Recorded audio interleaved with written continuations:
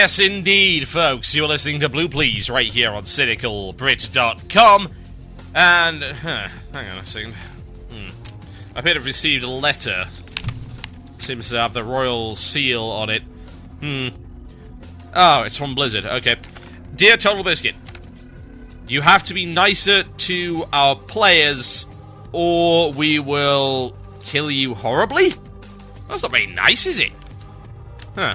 Okay, I guess I'm going to have to be nice. Ladies and gentlemen, welcome to Happy Flowers and Kittens, please, right here on the wonderful Brit.com with myself, Joyous Biscuit.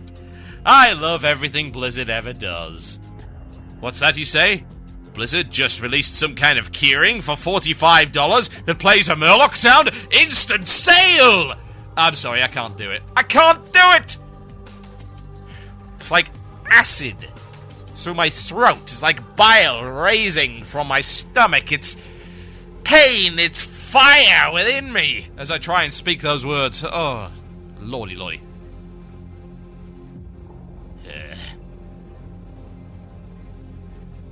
Okay.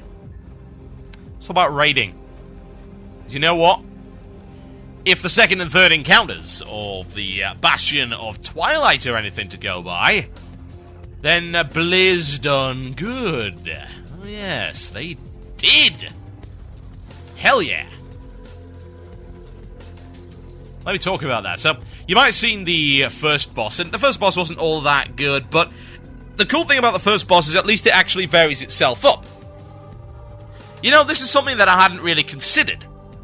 That's something that actually does help a little bit with raid burnout, and that's making the boss vary up the mechanics every week. And you might think that's an outlandish concept, but no, it's been done before in Blackwing Lair. It was done with the coloured Draconoids that came in Phase 1. Yes, indeed. Phase 1 of the Nefarian fight. It varied up on a week-to-week basis, and some were harder than others. In this case, they've taken that a little bit further. The first phase of the Harfus Wormbreaker fight will have one of 5 different worms. I believe there are 4 worms, and there are also a box of little dragonlings. The whelps. Yes, indeed, the whelps. And you're going to get 2 of those every week, and it can mix up. There could be all kinds of different possibilities. So, the question, I suppose, is that fight any good? Well, the answer is, it's alright. But it does lack certain things. It's not the best fight ever. I mean, we did it on what was supposedly one of the hardest combinations. I think there might have been a harder one if we didn't have the whelps and we got another Drake instead. But it wasn't all that hard. You know, we wiped a few times just learning it and then we killed it and meh. At least we wiped a few times. That's more than I could say for, oh yeah, all of Naxxramas, with the exception of one boss. I think we wiped one song in the first Kel'Thuzad, and then we just steamrolled the guy. Whoop-a-dee-doo-dah-day, ladies and gentlemen. Exciting, isn't it? But second boss. Oh, wow. I tell you, the second boss reminds me of the one good bit of Wrath. And you want to know what that was, folks? The one really good bit of Wrath was when Ulduar first came out. Ulduar was like that epic return to form. You know, you've got this favourite athlete, and then for 6 months, for half the season or whatever, he ends up just being an absolute and total failure, an albatross around the neck of his team, and you just get upset, and you're upset for not only yourself for watching this guy, but you're sorry for him, and that's how I felt for Blizzard, if I wasn't so goddamn annoyed. I felt sorry for Blizzard with that awful, awful excuse for a opening set of raid content that was the first 6 months of Wrath. And then when Ulduar came out, it was like, oh, it's the holy grail of raiding. It's a huge instance with hard modes and wonderful variety and challenge and awesome stuff. And how long did it take to kill Yogg Zero, ladies and gentlemen? How long did that take? Many, many, many, many times. And someone saying the coloured Draconoids happened within the Nefarian fight. You know, I actually said that, right? Is this people sending in comments before they've actually finished listening to what I said? Good lord. This happens on YouTube, and now it's happening on my live show. I get tweets saying, this was in the Nefarian fight. I said that about 5 seconds after mentioning the mechanic. Why are you so foolish? Oh, my fans, please set them on fire. You know, we could warm the houses of so many starving Darfur war orphans. Although I don't think they really need all that much warming, but hey. Oh, wow. Nah, I almost lost my trail of thought, though. In fact, I think I have. Ulduar was this amazing instance, and it only got boring because we were in it for so bloody long. And because the alternative was a absolutely abysmal, yes, I do indeed mean abysmal raid. And of course everyone went there because, hey, these epics are now better than Ulduar, ergo, Ulduar is obsolete. We just obsoleted the best piece of content that we put out in the last 4 years! Yay! For a bloody arena. Reminds me of the bloody Diablo 3 arena. Yay, Diablo 3 arena! It can't be any worse than TOC. That should be the tagline. Blizzard, please hire me for your marketing department. I will sell billions! Oh, wow. Well, it's not Nox, but at least it's not TOC. See, I'm just coming out with them right here. I'm a marketing genius. They just roll off the brain. Oh, man.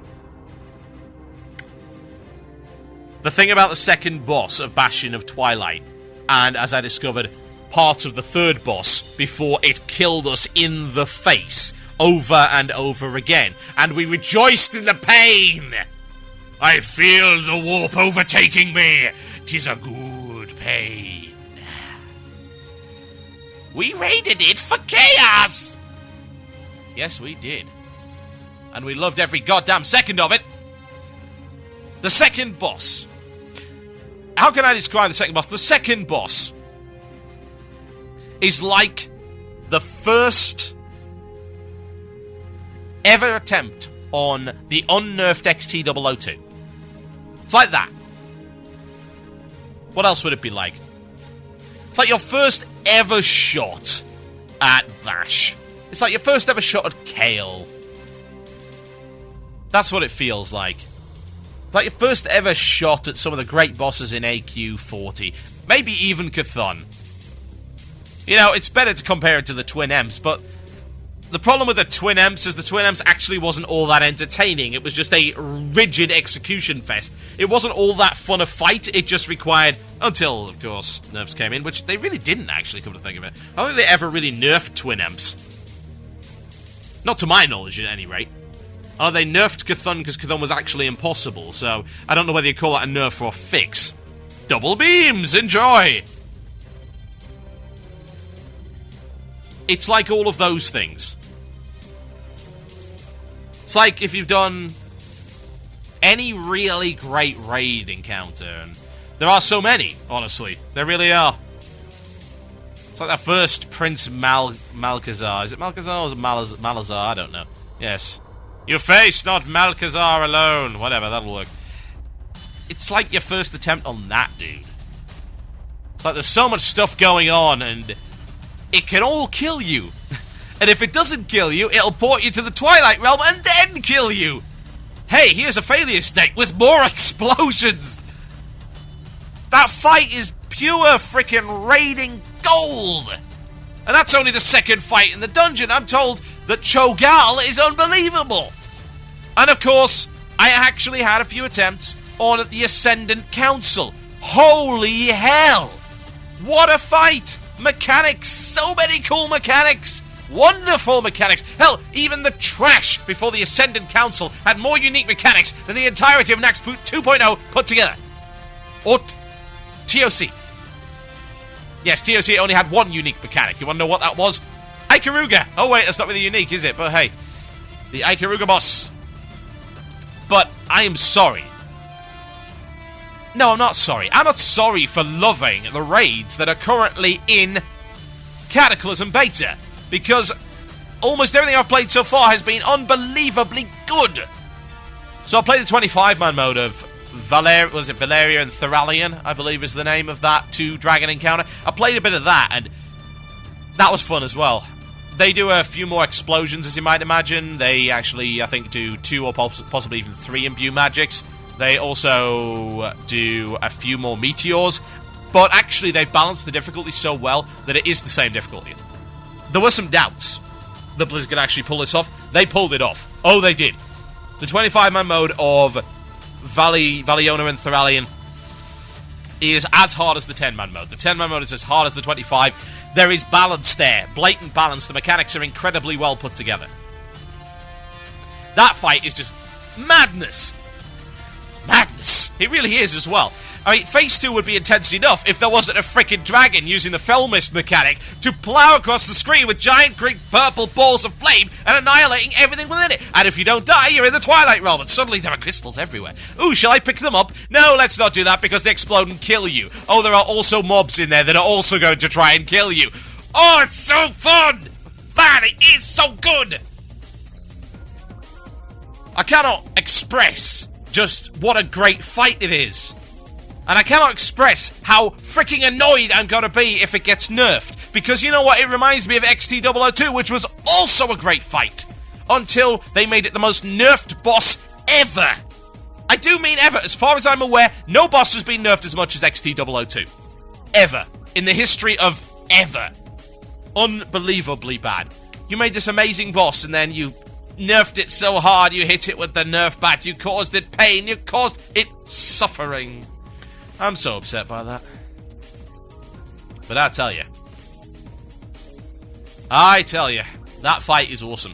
Let me tell you about the other one as well. I want to tell you about Ascended Council. This is what I played of it. It's just silly. It's so fun. We only got to Phase 2, and it was still crazy. And Phase 3 is where shiz really gets real. Oh, man. It is absolutely fantastic. So, what happens is you go in there, and you encounter these 2 Twilight Ascendant. There are 4 in total. You fight the first 2, and what you've got to do is you've got to DPS them both down to about 30%, then knock one of them under 25. Because if you don't, and you screw it up, then it makes Phase 3 really hard, because you don't knock enough health off. So, what else happens? Well, let me describe the mechanics for you. So, you go in there, you've got your 2 things, you have to tank both, so it's a 2-tank fight. First thing, you go up against a fire and a water guy. So, you've got a magic dispellable ability, which is meh. But the second mechanic's what's really entertaining. He jumps to a random target in the raid and then charges back with a knockback, and he leaves fire on the ground. And then he does a Blast Wave AoE, which can be interrupted, but he's got a shield on him, so you've got to knock the shield down. Now, that sounds fairly easy, but it's actually kind of not, because you have to DPS down both the targets to about 30%. So, when it's like, oh, look, the shield's gone up quick, we've got to switch back to the target, switch between the 2, let's not get tunnel vision, let's not hit 3, hit 3, hit 3, I'm Arcane Mage, hit 3, hit 4, hit 3, hit 3, hit 3. You have to actually be awake and switch targets, unbelievably. He has really cool stuff, though. So, the water boss has a few things. It's got a random water bolt ability that's going to throw at random things, and it will put a debuff on you. And the only way you can get rid of it, it's actually called waterlogged, I think. The only way you can get rid of it is running into the fire. Yes, you have to actually stand in the fire to get rid of this ridiculous thing. And if you don't, it will freeze you and also possibly kill you. There's also a spell called Glaciate, which will one-shot anything within melee range when it's cast, and there's a random frost damage debuff. But that's not the only cool thing, because that sounds fairly cool, but the thing is, this all synergizes together with the theme of this particular area. I want to just extend the music bed, because I want to talk more about this fight. There you go, see? Wonderful. So, in the trash leading up to this, you actually have 4 kinds of trash that are themed to the bosses, and they'll give you a few clues about the mechanics. So, you've got these fire, and you've got these water elementals. And the fire elemental will hit you like a truck every time you hit him, unless you get rid or protect yourself from this fire shield that he's got. And the frost one reduces 75% of incoming damage unless you get rid of the frost shield. How do you do it, folks? Well, you have to be really careful here, because this room is full of elementals. You've got to pull the right one. So you've got to pull a fire and a frost elemental. The frost one will give you this buff, which allows you to do damage to the fire one without being hurt. But the thing is, you've got to balance the damage you do to both. It's because if the fire one dies, before the Frost one, then the Frost one's shield comes back up. And if the Frost one's shield's back up, 75% damage reduction. If the Fire shield is back up and you don't have the buff, then you're just getting hit in the face with your own damage. It's so awesome. And it actually reflects the mechanics of there, because you've got to use the fire to put out the water, and indeed, in the case of Phase 2, you have to deal with Earth and Wind. Earth and Wind's got some great stuff. So, when you get the Wind guy is going to spawn a tornado that's going to move around the room. You have to jump into the tornado. Why? Because the ground one will do an earthquake that kills everybody. But amusingly enough, just to make matters a little bit more interesting, he also does ground spikes and spawns a void zone that pulls you in if you are too close and grounds you. So you get stuck to the ground. And you die instantly if the quake goes off. And this is only Phase 2, because in Phase 3, they all merge into one amazing huge dude with ads. Oh, wow. Freaking amazing.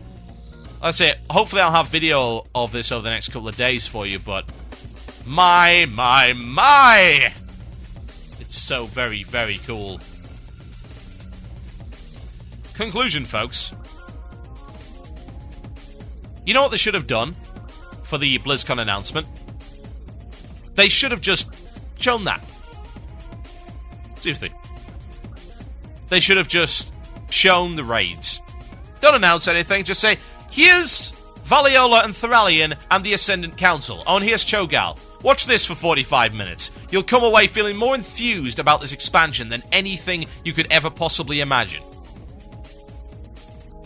All Blizzard has to do now is stick to their guns, because here's what they've done. Even the first boss, yeah, I would say is about XT002 difficulty level, pre-nerf. And Valiola and Thralian, they're like, I wouldn't necessarily say... Valiola and Thralian, I would say a Mimiron level difficulty.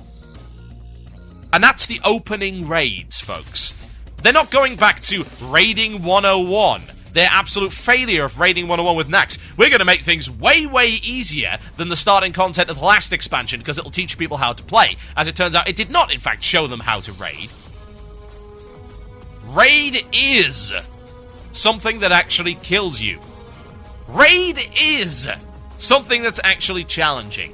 Raid is the feeling and the screams on Ventrilo when you finally down a boss you've been working on for ages, and you know that you overcame a real, genuine obstacle. That is what Raid is.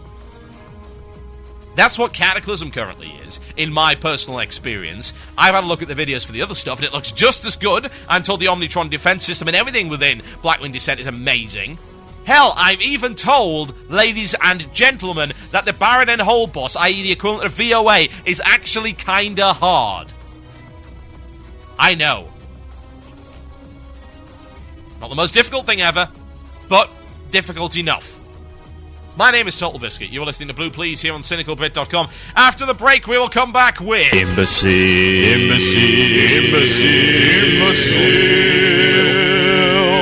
of the week. Forum is terrible. Oh yes. Machine Head, folks. Sound good? Haven't played Machine Head in ages. I'll be right back after this, folks. This one's called Block. Enjoy.